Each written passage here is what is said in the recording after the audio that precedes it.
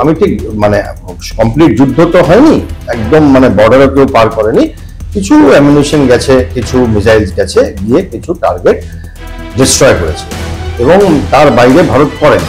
But Bharat করতে প্রস্তুত আছে যদি তারা মানে যে শত্রু আমাদের, তারা যদি তাদের হাব ভাব না বদলাতে পারে। ওদের কোথাও একটা অপমান হচ্ছে, এবং পাকিস্তানের আর্মির যেটা মাইন্ডসেট সেটা বেসিক্যালি আসে পাকিস্তানের পাঞ্জাব প্রভিন্সের জেনারেলরা মেইন হয় এদের এখানে, এখন অন্য ধর্মের মানুষকে থাকতে দেয়, তো তাদের ভাষায় এটা সম্ভব না।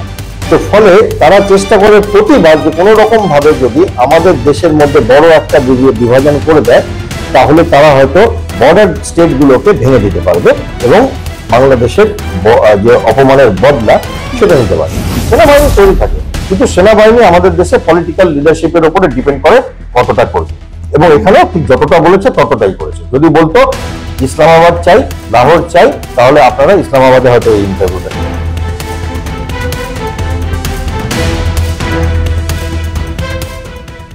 22শে এপ্রিল কাশ্মীরের পেহেলগাঁও হামলার পর কেটে গিয়েছে 15 দিন। আর সমুদ্র হিমাচল প্রতিটা মানুষের মধ্যে একটাই প্রশ্ন, এর বদলা কবে হবে? এই নৃশংস ঘটনার বদলা কবে হবে? ঠিক সেই মুহূর্তে মধ্যরাতে আচমকা প্রত্যাঘাত ভারতের পাকিস্তানকে, অপারেশন সিন্দুর। সেই অপারেশন সিন্দুর নিয়ে আজ মাধ্যমের এই আলাপচারিতায় আমরা পেয়ে গিয়েছি অতিথি হিসেবে ব্রিগেডিয়ার দেবাশিস দাসকে। ব্রিগেডিয়ার দাস, নমস্কার। নমস্কার, স্বাগত মাধ্যমে। আচ্ছা, এই অপারেশন সিন্দুর যুদ্ধ কি তাহলে শুরু? ঠিক যুদ্ধ বলবো না, আমার মনে হয় একটা আঘাত করা হয়েছিল আমাদের দেশের মানুষকে, আমাদের দেশের ধর্ম বিভাজন করবার উদ্দেশ্যে, এবং আমাদের দেশের একদম কেন্দ্রবিন্দুকে, কারণ তারা আমাদের দেশের মানুষদের ধর্ম জিজ্ঞেস করেছিল এবং তারা আমাদের দেশের প্রধানমন্ত্রীর নাম নিয়ে নিয়ে মেরেছিল। তো সেখানে একটা প্রত্যাঘাত, একটা ওয়ার্নিং এর দরকার ছিল যে কি হতে পারে, সেটা একটা আভাস। এটা তো আমি ঠিক মানে কমপ্লিট যুদ্ধ তো হয়নি, একদম মানে বর্ডারও কেউ পার করেনি, কিছু অ্যামিউনিশন গেছে, কিছু মিসাইলস গেছে, গিয়ে কিছু টার্গেট ডিস্ট্রয় করেছে, এবং তার বাইরে ভারত করেনি। বাট ভারত করতে প্রস্তুত আছে যদি তারা মানে যে শত্রু আমাদের, তারা যদি তাদের হাব ভাব না বদলাতে পারে। আচ্ছা, এটাকে কি সার্জিক্যাল স্ট্রাইক 3.0 বলা যায়? আপনি সার্জিক্যাল স্ট্রাইক বলতে পারেন, সার্জিক্যাল স্ট্রাইক না বলতে পারে আপনি মানে স্ট্রাইক বলতে পারেন, যে স্ট্রাইক অন টেররিস্ট ইনফ্রাস্ট্রাকচার বলতে পারেন, কারণ আমরা এখন অবধি সেইভাবে ওদের জমি পার হইনি। আমাদের সার্জিক্যাল স্ট্রাইক 1 যেটা আপনি বলছেন, সেটাতে আমরা ফিজিক্যালি ইনফ্যান্ট্রি আমাদের গিয়ে ওই পারে গিয়ে কিছু ক্যাম্প ধ্বংস করে আছে। তারপরে 2016-তে হয় সেটা, তারপরে 2019-এ যেটা হয় সেটাতে আমাদের কিছু এয়ারক্রাফট গিয়ে বালাকোটের ভেতরে ঢুকে বম ফেলে ওদের টেররিস্ট ক্যাম্প ধ্বংস করে আসে। দুটো ক্ষেত্রেই লাইন অফ কন্ট্রোল বা ইন্টারন্যাশনাল বর্ডার ক্রস করবার ব্যাপার ছিল। এখানে সেটা হয়নি। এখানে আমরা যা করেছি আমাদের এখান থেকে বসে করেছি, এবং ওই দিকে মিসাইল চলে গেছে, এবং আমাদের প্লেনগুলো বর্ডার পার না করেই ল্যান্ড করে গেছে।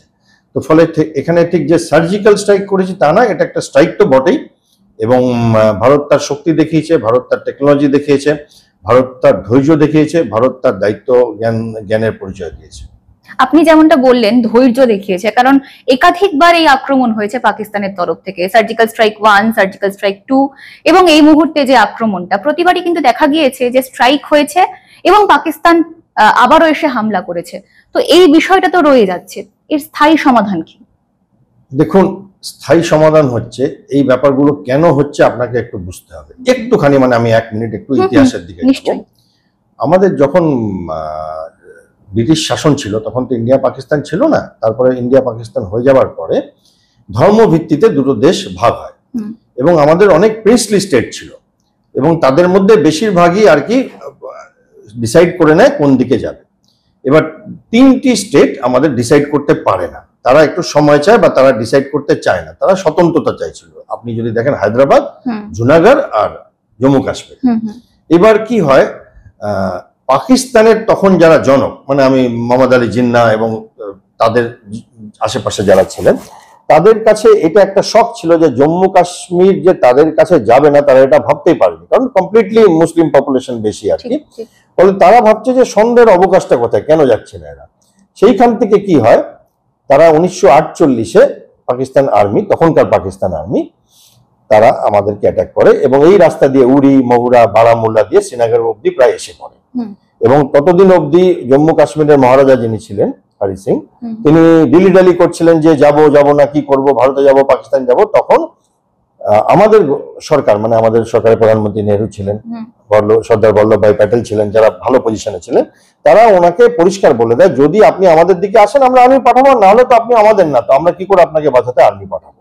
উনি সই করেন, ইনস্ট্রুমেন্ট অ্যাক্সেশন যেটা বলি, সই করা মাত্র ভারতীয় সেনাবাহিনী পৌঁছে যায়, বাকিটা ইতিহাস, তাদেরকে খেদিয়ে পাঠিয়ে দেয়। এইটা হলো প্রথম। তারপরে 65, 71, কার্গিল ওয়ার, সিয়াচিন ওয়ার, সব জায়গায় একটাই ব্যাপার, যেটা হচ্ছে ওরা যতবার যুদ্ধে হারছে ওদের কোথাও একটা অপমান হচ্ছে। এবং পাকিস্তানের আর্মির যেটা মাইন্ডসেট, সেটা বেসিক্যালি আসে পাকিস্তানের পাঞ্জাব প্রভিন্স থেকে। পাঞ্জাব প্রভিন্সের জেনারেলরা মেইন হয় এদের এখানে, এবং তারা নিজেদের দেশের বাকি প্রভিন্সের লোকেদেরও হেয় করে, একটা অ্যারোগ্যান্স নিয়ে ঘোরে, এবং তারা দেশটাকে চালায়। এবং পাকিস্তানের যারা ভোটে জিতে আসে তারা কিন্তু বেসিক্যালি তাদের রাবার স্ট্যাম্প, তারা আর্মির কথা, এসআই এর কথা তাদের মেনে চলতে হয়, বাধ্যবাধকতা আছে। এবং আমাদের স্বাধীনতার পরে ভারতবর্ষে তো কখনো মিলিটারি শাসন একদিনের জন্য হয়নি, কিন্তু পাকিস্তানে প্রায় 50% টাইম মিলিটারি শাসন হয়েছে।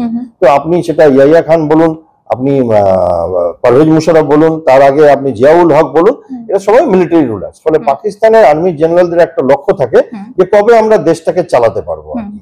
এবং সেই হিসাবে আসিম মুনির, এখন যিনি আর্মি চিফ, ইনি তার একটা প্ল্যান করেছেন। এর আগে জেনারেল পারভেজ মুশারফ করেছিলেন। তারা কোনোভাবে প্রধানমন্ত্রীর গদিতে বা রাষ্ট্রপতির গদিতে বসতে চান এবং ফ্যান্টাস্টিক কোনো প্ল্যান করেন ভারত বিরোধিতা। এবং এই ভারত বিরোধিতার শিকড়ে আছে ভারতের হাতে সব থেকে বেশি অপমান এদের হতে হয় 1971-এ, যেখানে পাকিস্তানকে টুকরো করে দেয় ভারতীয় সেনাবাহিনী। এবং যে ফটোটা আপনারা সবাই দেখেছেন, ছোটবেলায় আপনারা স্কুলে দেখেছেন নিশ্চয়ই, বড় হয়ে আরো অনেক জায়গায় দেখেছেন, যে একজন পাকিস্তানের জেনারেল সই করছে আমাদের জগজিৎ সিং অরোরা জেনারেলের কাছে, ওনার কাছে সই করে দিচ্ছেন, সারেন্ডার করছেন নিঃশর্ত ভাবে এবং 93,000 সৈনিকের সাথে। এই অপমানটা ওরা ভুলতে পারে না। ফলে কি হচ্ছে, এই অপমানের মানটা রাখবার জন্য ওরা ওদের দেশ খুইয়ে বসেছে, ওরা ওদের স্বাধীনতা খুইয়ে বসেছে, ডেমোক্রেসি খুইয়ে বসেছে, অর্থনীতি খুইয়ে বসেছে, সমস্ত কিছু খুইয়ে বসেছে, এই একটাই কাজ, ভারত বিদ্বেষ। এবং এটা এমন ভাবে নিয়ে এসছে, বিশেষ করে পাকিস্তান আর্মির যারা জেনারেল হন তাদের মনে, যে তারা আর কিছু করতে পারছে না এটাতে। ফলে তারা বারবার এই আঘাতটা করে এবং ভারত প্রত্যাঘাত করেছে প্রতিবারই, এবার একটু বেশি করে করছে। আমরা দেখছি যেটা হয়েছিল আপনার পুলওয়ামার পরে, যেটা প্লেন পাঠিয়ে করা হয়েছিল, বা তার আগে যেটা সার্জিক্যাল স্ট্রাইক হয়েছিল, এটা তার 1 ডিগ্রি ওপরে বলতে পারেন। এবং ভারত এখন পাকিস্তানকে বোঝাতে চাইছে যে এরকম না করলে অন্য কিছু করা হবে, যাতে হয়তো তোমরা থাকবেই। জেনারেশনের পর জেনারেশন ধরে তো এই ভারত বিদ্বেষটা ওদের মধ্যে থেকেই যাচ্ছে, তো এইটার পিছনে কি কারণ থাকতে পারে? একটা কারণ হচ্ছে পাকিস্তান এটা ভাবতে পারে না, ভারত তো অনেক বড় দেশ, আমাদের এখানে 140 কোটি মানুষ, অনেক ধর্মের লোক আছে, এবং পাকিস্তানে মুসলিম ধর্মের লোক আছে 25 কোটি, আমাদের এখানে 20 কোটির ওপরে আছে। তো সেই হিসাবে পাকিস্তান ভাবতে পারে না যে এইখানে কি করে তারা খুশি থাকতে পারে, বা এইখানে তারা কি করে ভলেন্টারিলি থাকতে পারে। তাদের মনে হয় যেটা অদ্ভুত ব্যাপার, কারণ তারা কাউকে থাকতে দেয় না, কোনো অন্য ধর্মের মানুষকে থাকতে দেয় না। তো তাদের ভাষায় এটা সম্ভব না। তো ফলে তারা চেষ্টা করে প্রতিবার যে কোনো রকম ভাবে যদি আমাদের দেশের মধ্যে বড় একটা বিভাজন করে দেয়, তাহলে তারা হয়তো বর্ডার স্টেট গুলোকে ভেঙে দিতে পারবে এবং বাংলাদেশের যে অপমানের বদলা সেটা নিতে পারবে। আচ্ছা, এই যে ভারত যে আক্রমণ করলো, জঙ্গি ঘাঁটিগুলোকে একবারে দৌড়মুশ করে দিল, ঠিক আছে, কিন্তু কোন রকম আর্মি বা সাধারণ মানুষকে সেভাবে কিন্তু আক্রান্ত হতে হলো না। তো এই বিষয়টাকে আপনি কিভাবে দেখছেন? ভারত এসকালেটরি ল্যাডার বলে একটা কথা আছে, যে আমরা সিঁড়ির কতটা ধাপে এগাবো।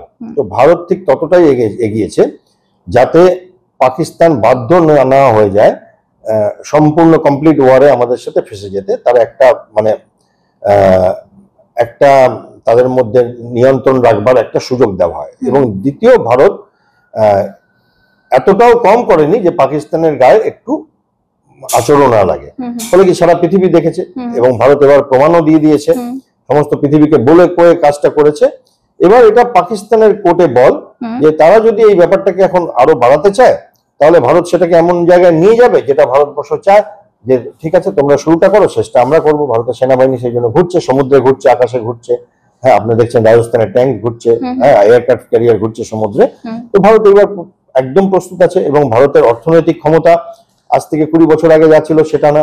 ভারত একটা বৃহত্তর শক্তি, ভারতের ডিপ্লোম্যাটিক ক্ষমতা এখন বিশাল বড়। ভারত অন্যান্য দেশের সাথে চোখে চোখ রেখে কথা বলছে। ভারতের মিলিটারি ক্ষমতা ছিল, এখনো আছে, এবং রাজনৈতিক ইচ্ছা শক্তিও আছে। তো এইটা একটা সুবর্ণ সুযোগ, এবং পাকিস্তান সেই সুযোগটা যদি দেয় তো ভারত সেই বলটা ঠেলে দেবে গোলে। এই প্রতি বছর বাজেটে যখন প্রতিরক্ষা মন্ত্রকের জন্য বাজেট ফিক্স হয় তখন নানা রকম প্রশ্ন ওঠে। তো এই বিষয়টাকে আপনি কিভাবে দেখছেন যে প্রতিরক্ষা মন্ত্রকের বাজেট তো ডেফিনেটলি বাড়ানো উচিত যদি এই ধরনের কোন রকম অপ্রীতিকর পরিস্থিতি তৈরি হয়? না, দেখুন, আমার এই ব্যাপারে, আমি ডিফেন্সের অফিসার হলেও আমি সবসময় বলবো না যে ভারতবর্ষের সমস্ত টাকা দিয়ে দেওয়া হোক ডিফেন্সের লোকেদের, আর খালি তারা নর্থ কোরিয়ার মতো সমস্ত সাজ সরঞ্জাম কিনে বসে থাকুক। না, আমাদের ব্রিজও দরকার আছে, আমাদের কৃষি দরকার আছে, আমাদের স্যাটেলাইট দরকার আছে, আমার আপনার বাড়ির লোকেদের জন্য বড় হাসপাতাল দরকার আছে, এইমস দরকার আছে, আইআইটি দরকার আছে। আমরা we cannot be war centric. আমাদের সমস্ত পয়সা একটা এয়ারক্রাফট ক্যারিয়ার কিনতে, একটা ভালো ফাইটার এয়ারক্রাফট কিনতে 1200-1600 কোটি টাকা লাগে, সেখানে 10টা গ্রামের হিল্লে হয়ে যায়। ফলে আমাদের একটা ব্যালেন্স রাখতে হবে। তাই জন্য আমরা আস্তে আস্তে আমাদের, আপনি এইবারের অ্যাটাকটা দেখেছেন যে কি পারফেক্ট প্রিসিশনে ইউজ করা হয়েছে, যে একটা বাড়ি ছাদের মধ্যে একটা ফুটো, তার উপরে আরেকটা ফুটো। এই পারফেক্ট প্রিসিশনের ক্ষমতা ভারতের আগে ছিল না। এগুলো ভারত অর্থ শক্তি দিয়ে কিনেছে, তৈরি করেছে, ব্যবহার করছে। তো এই যে ক্ষমতাটা, সেখানে কি হয়, আপনি অনেক ছোট দেশ হলেও আপনার কাছে যদি অস্ত্রশস্ত্র ভালো থাকে, তাহলে আপনার ডিফেন্স বাজেটে অনেক অনেক হাজার হাজার কোটি টাকা না খরচা করলেও চলে। একটা ব্যালেন্স রাখতে হবে। ডিফেন্স বাজেট আমাদের যথেষ্ট, এবং পাকিস্তানের 10 গুণ, আমি আপনাকে জানিয়ে রাখি, কিন্তু চীনের থেকে প্রায় 6 গুণ কম। কারণ তাদের অনেক টাকা বেশি, এবং তাদের ডিক্টেটরশিপ এবং ডেমোক্রেসিতে অপোজিশন যারাই হোক, তারা যে এইগুলো নিয়ে প্রশ্ন তুলবে, এটা ন্যায্য আমি মনে করি। যে কেন এত টাকা খরচা করা হবে, কেন আরো ড্যাম বানানো হবে না, আরো ইলেকট্রিসিটি প্রজেক্ট বানানো হবে না, একদম ন্যায্য।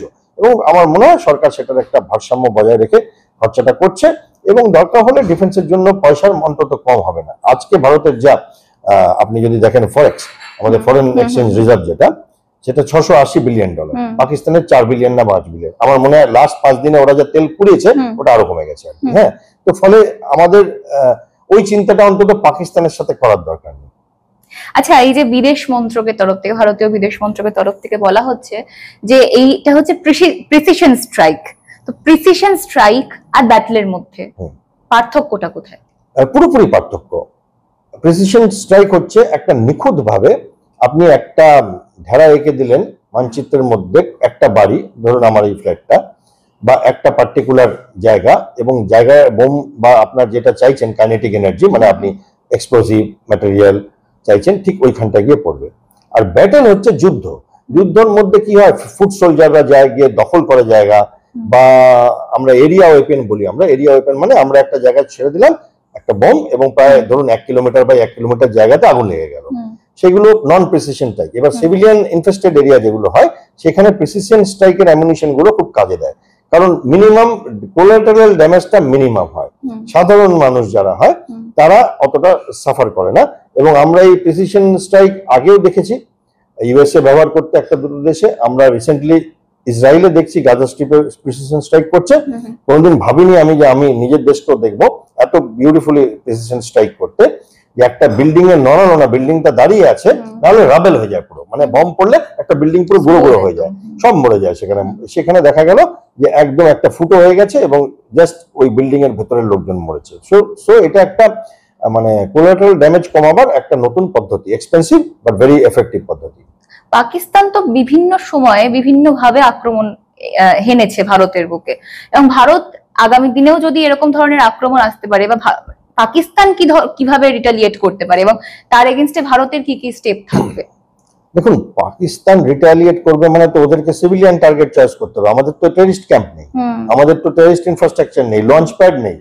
হ্যাঁ, তো ফলে আমাদেরকে ওরা টার্গেট করতে হলে ওদেরকে হয় আমাদের আর্মিকে টার্গেট করতে হবে, বা ওদেরকে সিভিলিয়ান টার্গেট করতে হবে। দুটো ক্ষেত্রেই সেটা এসকেলেটরি ল্যাডারে অনেকটা বেড়ে যাবে।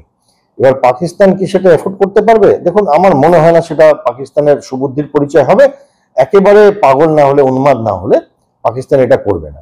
কারণ ভারতের কোনো অসুবিধা নেই, আরো 1 মাস যদি যুদ্ধ চলে যায় তো ভারতের ক্ষয়ক্ষতি পয়সার দিক থেকে বা জিনিসপত্রের দিক থেকে নেওয়ার, প্রাণের তো দাম হয় না কোনো, কিন্তু জিনিসপত্রের দিক থেকে নেওয়ার আছে ক্ষমতা।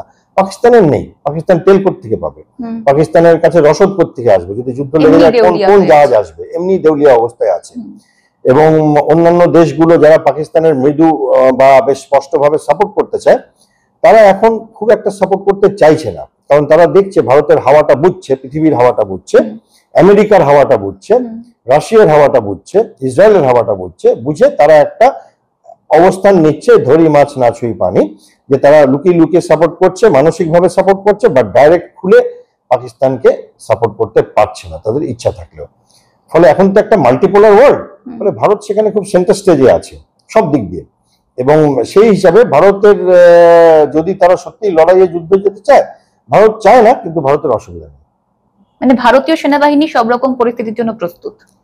সেনাবাহিনী কিন্তু সব সময় প্রস্তুত, 71-এও প্রস্তুত ছিল, এখনো প্রস্তুত আছে, যখন মুম্বাই অ্যাটাক হয়েছিল তখনও প্রস্তুত ছিল। সেনাবাহিনীর তো কাজই প্রস্তুত থাকা, তাদের তো আর কোনো কাজ নেই, তাদের একমাত্র কাজ যুদ্ধের জন্য তৈরি থাকা। দেখুন আমাদের দেশে পুলিশ ফোর্স আছে আর আর্মি আছে। তো পুলিশ ফোর্স যারা, তারা ইন্টারনাল, মানে আমাদের সেন্ট্রাল আর্ম পুলিশ ফোর্স বলি, সিএপিএফ বলি এখন আগে প্যারামিলিটারি বলা হতো। তো এই 6টা দলের বাইরে, দেশের বাইরে গিয়ে অ্যাটাক করবার একমাত্র মানে অধিকার বা ক্ষমতা বা ট্রেনিং আছে বা লাইসেন্স আছে ভারতীয় সেনাবাহিনী। তো ফলে তাদের তো সবসময় প্রস্তুত থাকতে হবে। এবার এটা একটা দেশ এই খাতে খরচা করে যে যেদিন দরকার হবে সেই দিন ব্যবহার করব। যেমন আপনারা বাড়িতে ইলেকট্রিসিটি থাকা সত্ত্বেও আমরা জেনারেটর কিনি বা আমরা ইনভার্টার কিনি, যেদিন দরকার হবে সেদিন। এমন তো না যে আমরা সেই ইনভার্টারটাকে চার্জ দিয়ে রাখি না, সে তো সবসময় চার্জ থাকে। তো সেনাবাহিনী তৈরি থাকে, কিন্তু সেনাবাহিনী আমাদের দেশে পলিটিক্যাল লিডারশিপের উপরে ডিপেন্ড করে কতটা করবে, এবং এখানেও ঠিক যতটা বলেছে ততটাই করেছে। যদি বলতো ইসলামাবাদ চাই, লাহোর চাই, তাহলে আপনারা ইসলামাবাদে হয়তো এই ইন্টারভিউটা নিতেন। অনেক ধন্যবাদ ব্রিগেডিয়ার দাস, থ্যাংক ইউ। আপনাদের সঙ্গে দেখা হচ্ছে পরবর্তী এপিসোডে। সঙ্গে থাকুন, দেখতে থাকুন মাধ্যম।